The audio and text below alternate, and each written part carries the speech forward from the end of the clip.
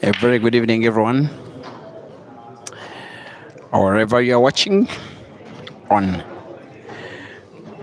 PATRIACH'S live, break and finish live. If you can now pick the audio, kindly give me a thumbs up.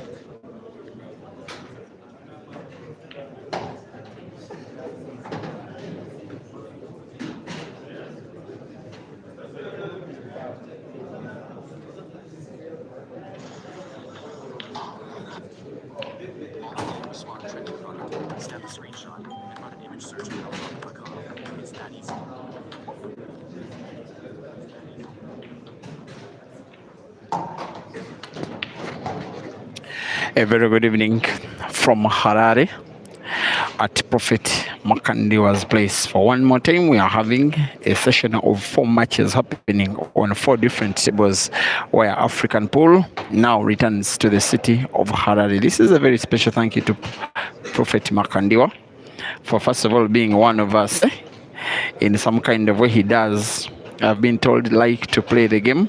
He does have his pool tables. He normally likes watching pool online. I even wonder how he gets to do it, because I've even not gotten close to him. Even from where I'm seeing him, it is quite from some distance. But he does love the sport to the effect that he decided that as part of the celebration of his birth this year, his birthday today, 22nd of December, he wants to have Africa's pool players tussle out. He has sponsored the competition. All the players needed to do is to get themselves here. Otherwise, he's feeding them, he's accommodating them top class accommodation, because I've seen it myself. And he's moving them to and from the airport for those that decided to come by air. The matches on table that I'm streaming are Joseph Kasozi taking on Kelvin Fikoti, that is on PATRIACH'S live YouTube, and an all Ugandan clash between Ibrahim Sejjemba and Ian Kazibwe on Break and Finish Live Facebook. My apologies, it's on Break and Finish Live YouTube. Sorry, my apologies to the Facebook lovers. Sometimes when I don't have an opportunity to stream the match on YouTube, on Facebook, I rather, or to have two streams of the same match, I rather do both on YouTube, because after 30 days, if as a streamer you do Facebook alone, Facebook deletes all videos that were live automatically. I think they are short of storage space. Caesar Chandiga is taking on Saif Hamad, that is live on Emmanuel Makandiwa Facebook. Jeremiah Naido is taking on Pakanat Jimo, that is live on QPixels Photography. There is PATRIACH'S live YouTube, where Kelvin Fikoti is down by 2 frames to 1 against Joseph Kasozi, and Break and Finish live YouTube, where the Ugandans Ian and Ibra are drawing 2-2. Now for the Ugandan affair, it is a match in the round of last 16, but whoever wins will not be playing their match in the round of last 8. They will only be playing it tomorrow, because it's deemed right by the organizers that they call it a day after this round of matches. Tomorrow action shall be resuming at 9 a.m. Southern African time, which is 10 a.m. East African time. From wherever you're watching, there is another busy day on the internet. A busy day on the internet tomorrow.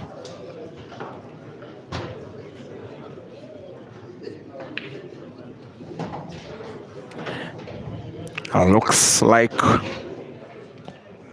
for the first life semi-finals, actually for the quarterfinals, it's 3 Ugandans. That is confirmed, because Caesar is taking on Saif, then Kasozi is taking on Kelvin, and whoever qualifies between Ibra and Ian will be making it to the quarterfinals. So it is 3 Ugandans. That is a very good showing, at least for the start for the Ugandans. The Zims have really not had a very good day, if I'm not mistaken. It's just Pakanat Jimo left in the competition. All others, 15, have been defeated 1 by 1 on their own home soil, on their own home pool tables, as Kelvin plays to the cue ball into the black in what looks like, without a shadow of a doubt, the best shot of the match so far. It is 1 South African left in the competition in the winners category, in the first life, out of, I think, 4 that participated, including Leroy, Aiden, Jerry, and Pilani and Tami. Actually, there are 5, and yet only 1 is left in the quarterfinals first life. That one is Jerry taking on Pakanat. Abdallah Hussein of Tanzania was not able to make the trip. It is just Saif Hamad representing Tanzania, and yes, he's taking on Caesar Chandiga, and Saif is leading by 2 frames to 1. Kelvin is equalizing against Kasozi. 2-2. Ibra plays black against Ian and misses.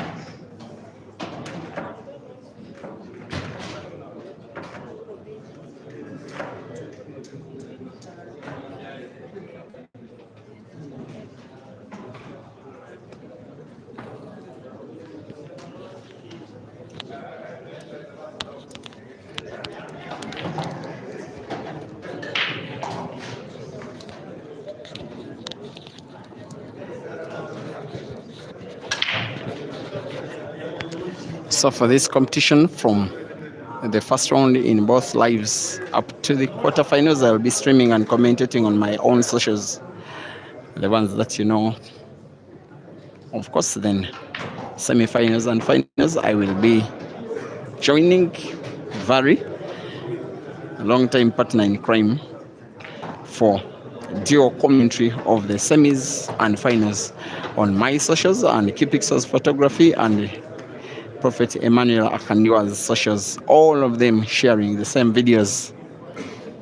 That is tomorrow for the semi-finals as well as the grand final. The Ugandan against fellow Ugandan, that is Ian, now leads by 3 frames to 2 against Ibra. One of them will be a quarterfinals, definitely. The other Ugandan, Joseph Kasozi, is drawing 2-2 with Kelvin Fikoti. The fourth Ugandan left in the competition, Caesar, is down by 2 frames to 1 against Saif Hamad. Those two faced off between Caesar and Saif in the semi-finals. They were quarterfinals of the Grand Mchana in 2023. That match was won by Saif, who did make the final, losing out to another Ugandan, Sejjemba.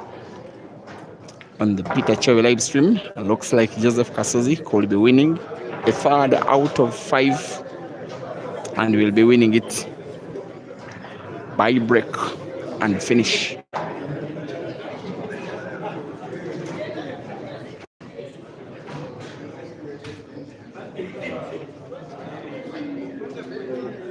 He's having full body stretch, Joseph Kasozi. Those that are only watching one stream, I believe that I'm doing my best to ensure that you follow the proceedings on another. Those who can, you can split your screen. You don't even need to have a very good phone. For those that have very good phones anyway, they come with the split screen in them. Those that don't have it, you can download it wherever you buy your apps, whether Apple Store or Play Store. Download split screen, because the 2 matches that I'm streaming are both on YouTube. On one half of the screen, select YouTube. The second half of the screen, also select YouTube and select a channel. That is Break and Finish Live for one half and Peter Chewe Live for the other half. And that way, you select the matches, you watch them both at the same time, you hear the commentary for both, yes, at the same time. Someone is asking how many Kenyans are involved in this competition. Okay, there was an invitation for Collins Tway and David Mbodhi Bike. Both players turned down the invitation. I think there is a comp that is happening in Kenya today or tomorrow. I'm not so certain. But participation was only by invitation. On Peter Chewe Live, Kasozi is breaking frame number 6. By the way, Kelvin and Kasozi have been facing off against each other quite a number of times. I remember streaming a money match between Kelvin and Kasozi at Flintstones in Lusaka 2 years ago. A race to 16-1 by 16 frames to 9 by Kelvin. There was a rematch of action at the very end of the year when the Grand Mchana was ongoing. This time racing to 13 for $1,000. It was 12-12 at one time before Kasozi won the frame, which was a decider, which was him paying sweet revenge against Kelvin. I also do remember them, these two facing off at Q Masters in Tanzania in a pre-tournament comp, a 16-man comp it was. The winner on the day was Joseph Kasozi. So he's one guy that likes to give a hard time to Kelvin. Indeed, Kasozi is in the lead by 3 frames to 2. It is still 3 frames to 2 as well. Ian leading against Ibra. And believe you me, I don't think I'm mistaken in this. If there is one Ugandan that has been beaten Ibra so many times this year, that player is Ian. I don't even remember Ibra beating Ian this year. He's one of the reasons, Ian, why Ibra's statistics for the year 2025 in terms of performance in competitions has been nothing short of poor. Just 2, actually 3 comps he has won. I just sometimes forget one simply because I was not there during the stream. I remember a lot when I participated in the streaming, but he has won 3 comps, and yet he has participated in a few dozens of them compared to Ian's 9. Those are singles, comps. On the break and finish stream, Ibrahim leaving a sharp cut between white and yellow. Wants to cut yellow to the corner pocket top of the screen, with another seeming likelihood that Kelvin is winning the ongoing frame against Kasozi on the PATRIACH'S Live's YouTube stream. On break and finish, Ibrahim is now on the verge of potting black to the side pocket right. On PATRIACH'S Live, still continuation of Kelvin trying to take down Kasozi with another single visit clearance of his own. This time round, Kelvin left with one ball on the table as Ibrahim equalizes against Ian, recording the scores now officially at 3-3.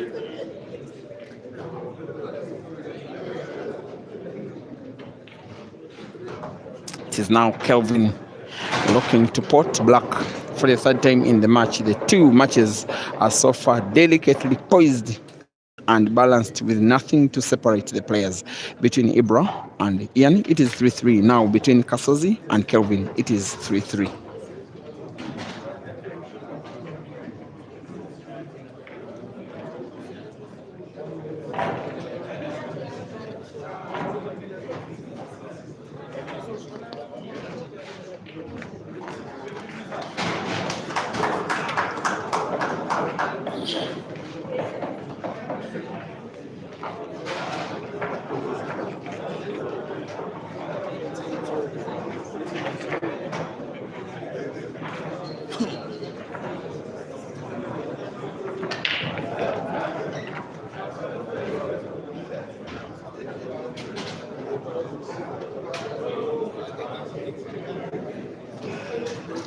Those in the comment section asking me about the match between Caesar and Saif, it is on Emmanuel Makandiwa Facebook. Just type Emmanuel Makandiwa on Facebook. It is the page that has 1.2 million followers and it is blue ticked.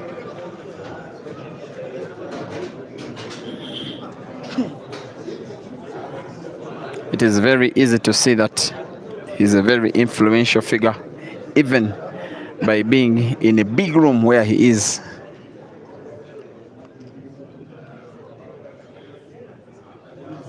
He's watched each and every match so far, having his eyes go through the tables, but having his focus on the main camera table, the one that is having the match between Saif and Caesar. In that one, Saif still leads by 3 frames to 2.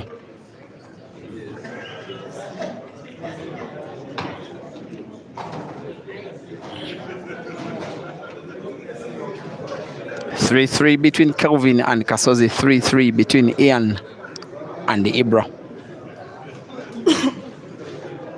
3-2 for Saif against Caesar, showing the relative strength of the players. Matches flowing almost at the same exact speed.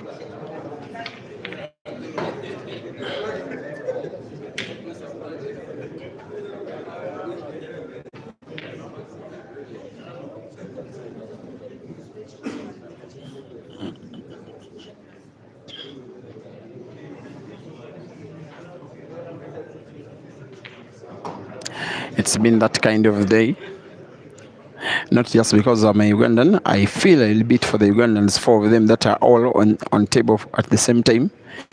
They have not rested whatsoever. For Caesar, I saw him win. I commented in the final where he was winning the second car comp yesterday. He didn't rest at all. I remember there was dancing. He has those Caesar fans, they call themselves Team the Scorpion, dancing throughout the night.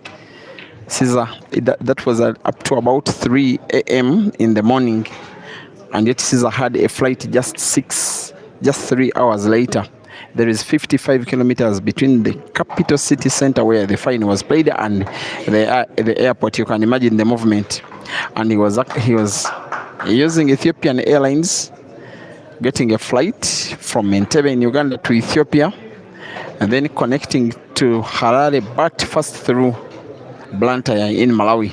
So those are many hours on the flight. When he arrived at the venue, he was allowed only 1.5 hours of rest. That is how much he has rested. And yet he's playing and is now equalizing in the match against Saif. The story for Ian, Ibra, and Kasozi is not any different, and yet they are still fighting on. 3-3 between Kasozi and Kelvin, 3-3 between Ian and Ibra, with Ibra trying to inflict damage on Ian. And the biggest stage of them all, of them all four that they have faced off in this year so far, all the first three having been won by Ian.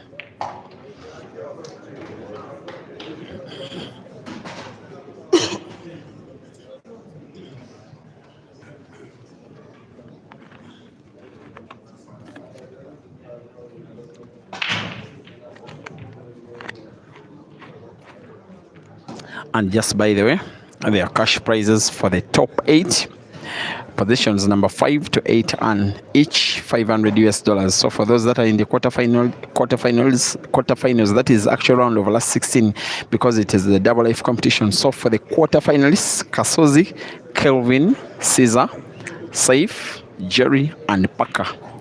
Whoever wins the match gets himself $500, richer at least so far. That is very successful bank shooting from Joseph Kasozi. He will want to make it count by finishing off the frame, trying to take down Kelvin in what will be a very painful way to do so. If Kelvin loses the match, I think Kasozi will want to put both yellow and black in the same corner pocket.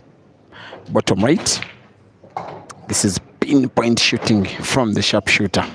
That one will go down so far as one of the better clearances of the match. Even Kelvin has been having good clearances of his own. The one for Kasozi will be a little special.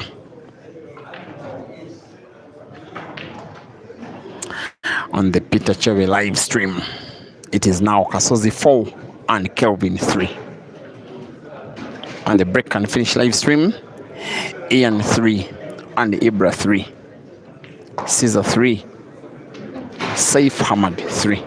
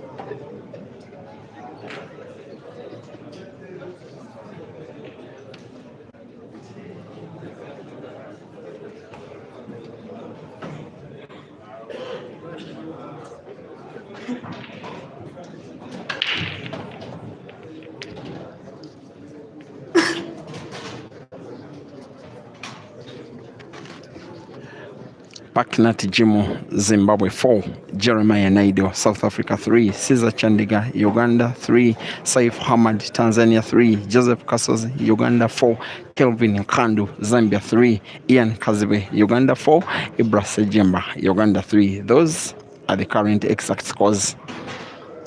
One thing you have to again realize is the relative strength of the players involved at this stage of the competition. All of the matches are moving almost at the same exact speed,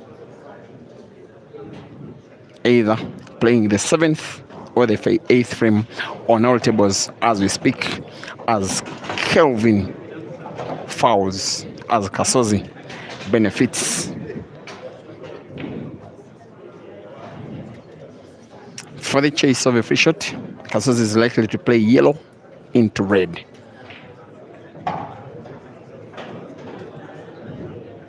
Sorry, red into red. Leaving the cue ball just at the area where there is the red. He's on the verge of playing. At the pot of the yellow to the corner pocket top left will be a formality. The sharpshooter is setting up a 2-frame cushion for the very first time in the match on the PATRIACH'S live stream. Backspin, cue ball off cushion, the position of the black in relation to the cue ball. Even Francis Mkwekwe can pot. Surely for this one, if he trains hard, he can pot. Joseph Kasozi 5, Kelvin Fikoti 3.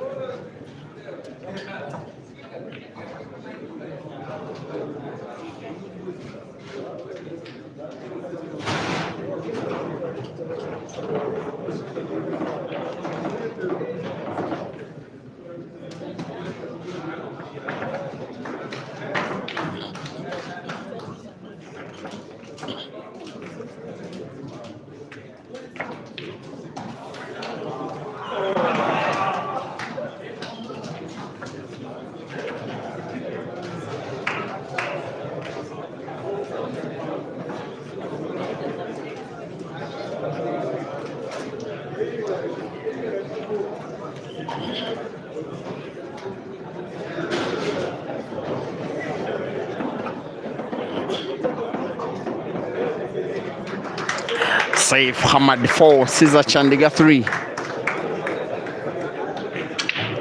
As Kelvin breaks in frame number 9. Not a good split of the balls whatsoever. As Ibra tries to play catch up against Ian, who is leading but only narrowly.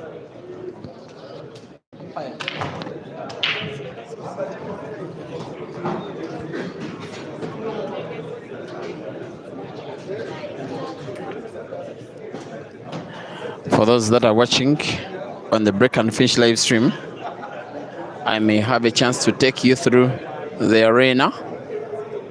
Those that are watching the other stream, I'm sorry.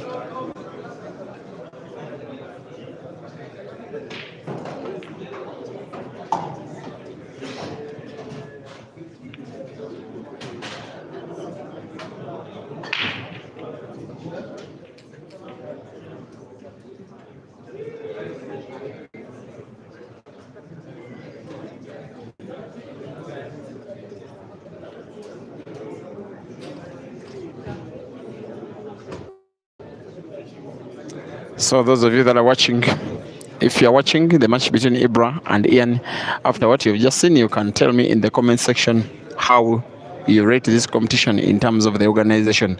Look at the spacing of the tables, the brand, the quality, the newness of the balls and the tablecloth, the red carpet, the fact that all fans are smartly dressed players, dressed and having a sponsored comp. And it is coming this good. Where do you rate this competition in terms of the best? In terms of what you have seen, I'm speaking of organization.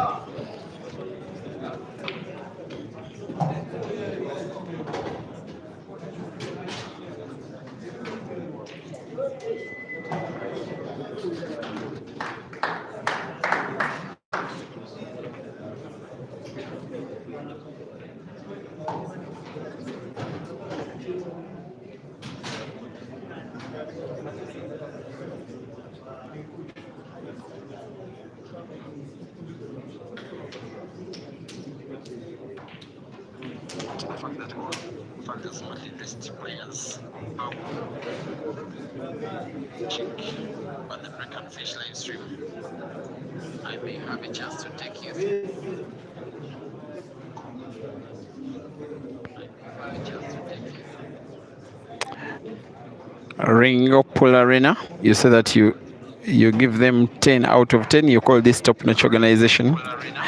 Okay.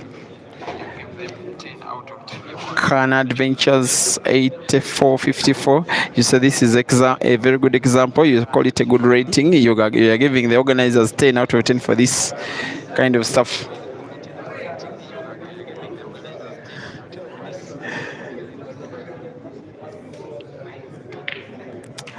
Alfred Jr. thinks Ian Ibrahim will win the competition, all right?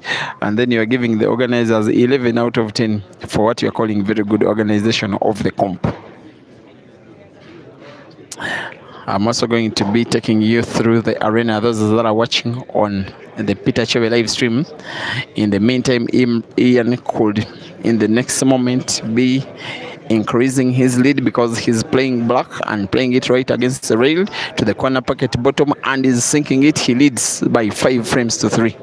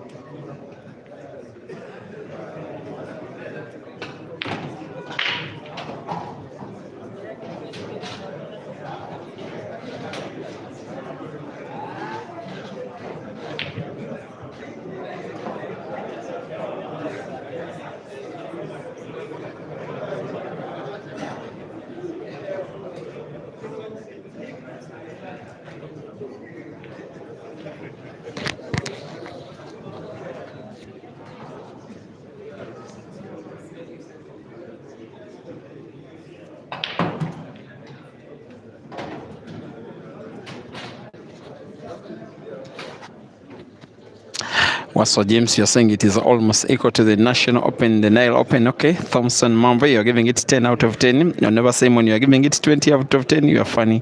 Williams Mwans from Zambia, you're saying it is 10 out of 10. Gibson Key, you say it's looking so good. So James, you say I need to rest. Yes, after this game, it is sleeping time. Don't worry. Robert Ingu, you want me to take the camera to Caesar's Game? No, Caesar's Game is on Emmanuel Makandiwa Facebook. Go to Facebook, type Emmanuel Makandiwa.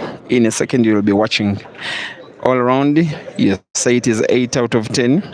All right. Comic Addict, you say it is top-notch organization. Ringo Pool Arena, you say the planner must have a master's degree in events and planning. You say it's slightly above Uganda's National Open. Aaron Chisanga, you are giving it 10 out of 10. Council David,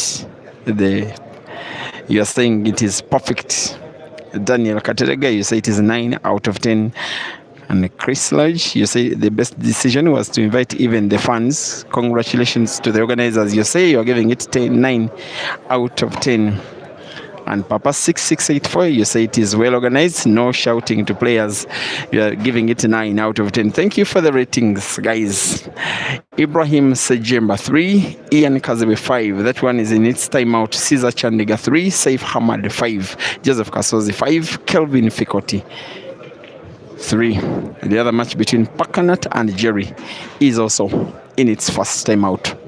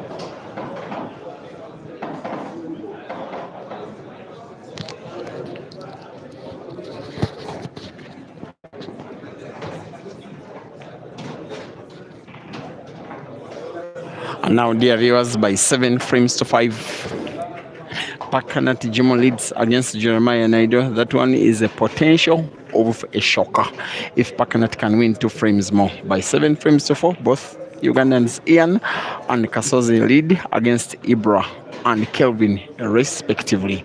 By 5 frames to 5, Saif Hamad and Caesar Chandiga are drawing on the Emmanuel Makandiwa Facebook stream.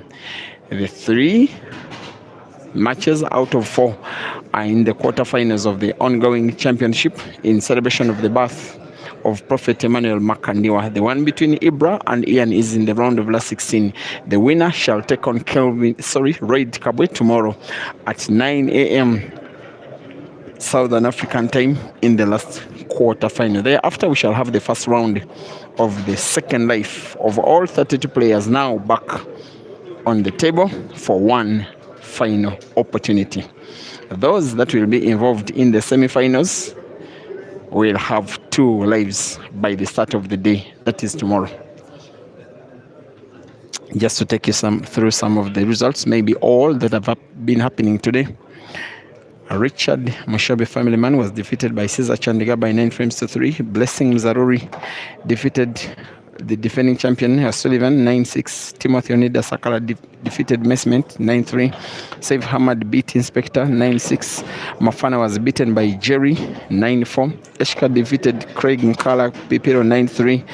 Pakanat Jemo defeated Dileli Felozim by 9 frames to 8 decider. Another decider, Moses Mafia was beaten by Bubezi the Eswatinian.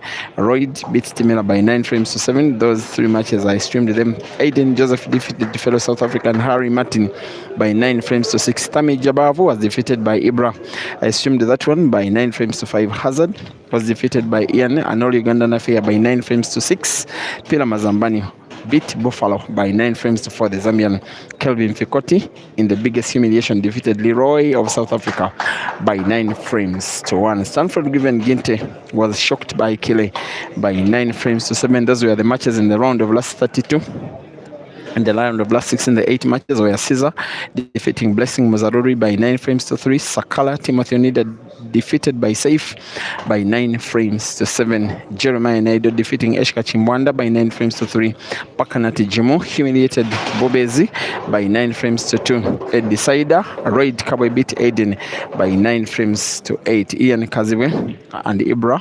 That one is the match still ongoing in the round of last 16. The last one, there was Joseph Kasozi defeating Pila Zambani by 9 frames to 7, and yet Kelvin Fikoti defeated Kile by 9 frames to 3. We are now having the quarterfinals, all of them 3 actually. Caesar and Saif are drawing 5 all. It is now 7 frames to 5. Kelvin down against Kasozi, 7 frames to 5. Ibra down against Ian, 7 frames to 5. Jerry down against Paka. The match between Ian and Ibra is in the round of last 16. The winner shall take on Royd in the last 8, 9 a.m. tomorrow.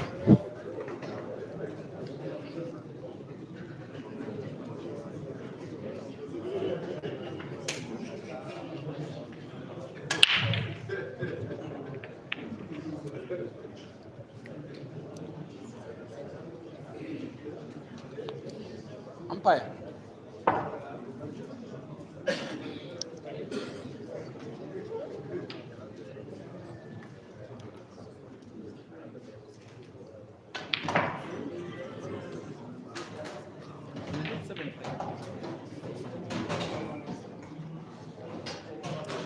Our umpire had forgotten a little. Forgive, she's female, standing for all those hours. Outside of that, it is a very good job done for the day.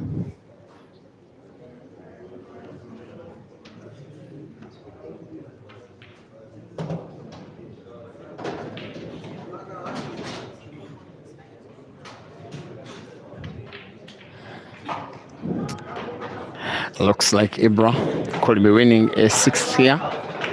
That one can very easily be a game changer if he can make it 6. If he can come within 1 of Ian.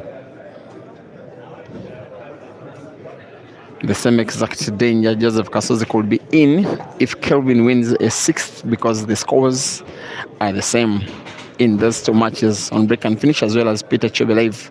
Joseph Kasozi leading by 7 frames to 5. Ian Kazibwe leading by 7 frames to 5. Somehow Kasozi has been banking so well today. Not the first time in the match that the bank is bailing him out. He still needs a relatively equally good shot. A rail drive of the yellow. It's not in. Kelvin survives. Just one Zimbabwean player left in the competition with 2 lives, only PATRIACH'S. But he looks to be a very good representative, a good sole representative, because he's leading against Jerry, leading against one of the tournament favorites, and playing good enough to seemingly be a favorite for the victory, leading by 7 frames to 5, needing to win 2. Jerry needing to win 4 out of 5. But the misfortune of Kelvin in this quarterfinal continues. This time a little bit more thought-provocative. So many unforced errors, so many near misses by Kelvin in the match. He's a much better player than what we have seen in the match against Kasozi, who has played one of the better free shots that you will be seeing in the match. The noise in the background is for PATRIACH'S. He has won a 6th against Jerry. He should be making a semi-final in the first life, which is an actual quarter-final, getting him at least $500 richer. What he has just done is exactly what Joseph Kasozi is on the verge of doing, because he's sinking black to the side pocket left. Yes, he does win an 8th for himself. 8 for Kasozi, 5 for Kelvin. 8 for PATRIACH'S, 5 for Jerry. 7 for Ian, 5 for Ibrahim. It is Ibrahim on the other side who wants to win now. A 6th. It is 2 yellows left on the table. The one closer to the cue ball is automatically to be played first. Once he plays it, he needs enough sight of the other to play it into the one pocket at the corner pocket, which if he does, almost it will be assurance that he will be winning the frame.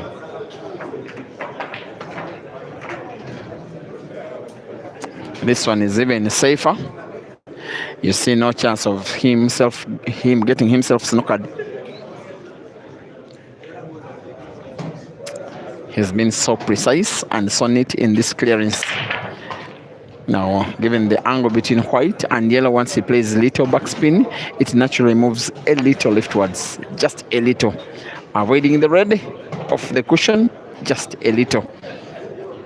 May have played a little backspin. He simply rolled it with a left spin on the cue ball. That won't matter. It will have the same exact end result, with the killer winning the frame. No. Is it the commentator's curse that hit him? Is it complacency? Is it being rusty? How can a player that senior miss a black that simple? He didn't even come close to potting it. He didn't hit it within the jaw. He hit the flat part of the cushion. That one will go down as the miss of the tournament so far.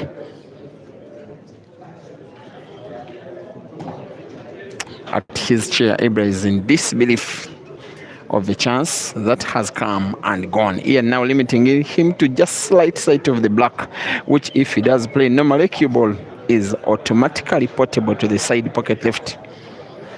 There is an attempt by Kasozi on the PATRIACH'S live stream to take Kelvin out of the competition once and for all.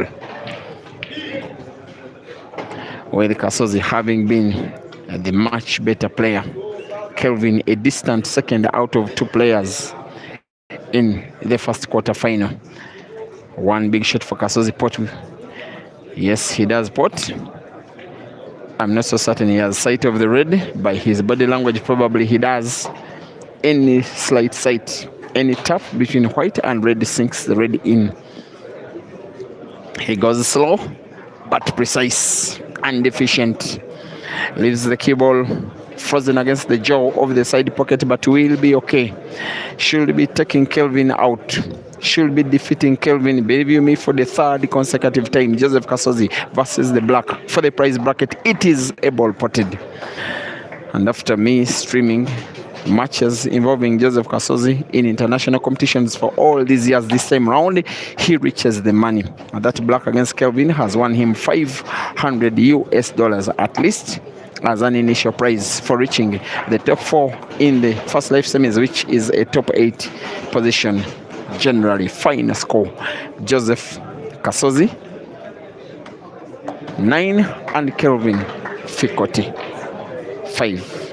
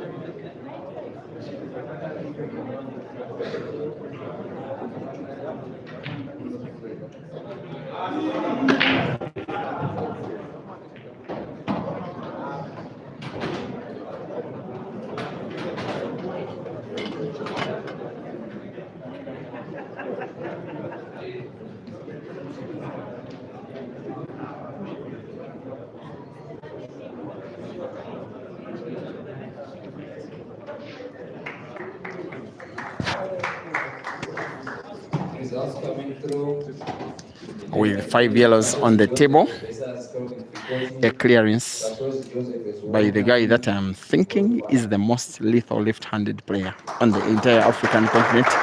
He could as well be joining Joseph Kasozi, but only into the quarterfinals in the first life, which will be an actual slot in the round of last 16. He has had the advantage or disadvantage, benefit or doubt of facing 2 countrymen in both matches so far, needing to put just 3 yellows and the black to have Ibra's first life crash out of the competition, to justify himself as one of the new kids on the block, not just in his country of Uganda, but also, yes, even on the entire African continent, being invited for the first time to participate on the invitation simply because of quality, and making himself a player with a genuine chance of reaching the prize bracket if he can finish these yellows first and then defeat Royd tomorrow at 9 a.m. East African time. Now needing to draw the cue ball towards the bottom end of the table, avoiding contact with any ball, moving it close as close can be to the black with a straight line between white, black and corner pocket bottom of the screen for Ian to put and take down Ibra. And yes, he does. The round of applause is in order. For the 4th time this year, Ian has defeated Ibra this time round in a different city, different country. In the last match in the round of last 16 has the final score of Ian Kazibwe 9 and Ibrahim Sejjemba 5. Let us meet tomorrow at 9 a.m. East African time for Ian versus Royd. For now, I wish you a very good rest of the evening. May the Almighty God bless you.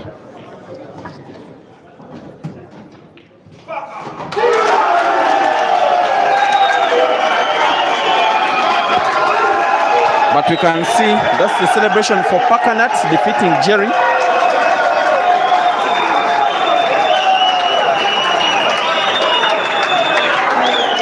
In just one round, maybe in the space of 3, if not 4, 5 minutes, 3 big players have lost their first life. That is Jerry, that is Kelvin, that is Ibra.